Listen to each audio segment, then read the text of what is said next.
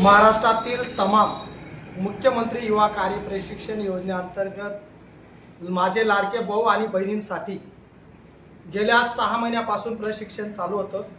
प्रशिक्षणामध्ये 6+5 असं एकूण 11 महिन्याचं प्रशिक्षण मध्ये मुख्यमंत्री साहेबांनी वाढ केली अशी घोषणा केली। आम्ही त्याचे पहिले आदर्श मल्हार बहुजन सेना ऑल इंडियाच्या माध्यमातून अभिलाल दादा देवरे आणि त्यांचे सर्व समर्थक लाडके भाऊ आणि बहिणींच्या वतीने जाहीर आभार करतो। मुख्यमंत्री साहेबांजवळ ज्यावेळेस आम्ही 6 महिन्यापासून मागणी करत होतो त्यावेळेस महाराष्ट्रातील तमाम मुख्यमंत्री योजनेतील लाडके भाऊ आणि बहिणींनी आम्हाला साथ दिली।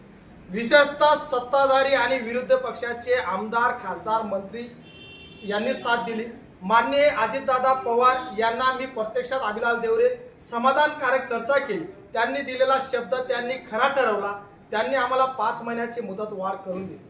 साहेबांना आमची एकच विनंती आहे, तुम्ही ज्या ठिकाणी आम्हाला आस्थापनावर दिलं त्याच आस्थापनावर आमचं प्रशिक्षण पूर्ण झाल्यानंतर आम्हाला कायम करा।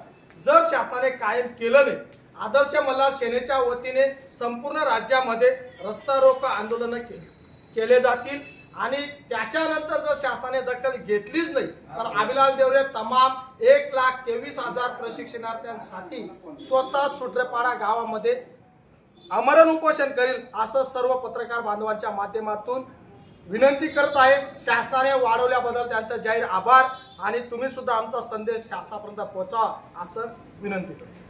गेल्या 6 महिन्यापासून आदर्श मल्हार बहुजन सेना ऑल इंडियाच्या माध्यमातून राज्यातील सर्व माझे लाडके भाऊ आणि बहिणी आम्ही 6 महिन्यापासून खूप प्रयत्न करत होतो। शासनाने त्या प्रयत्नांना यश दिलं। आमचे 6 महिन्यापासून 6+5 अशी 11 महिन्याची मुख्यमंत्री साहेबांनी घोषणा केली।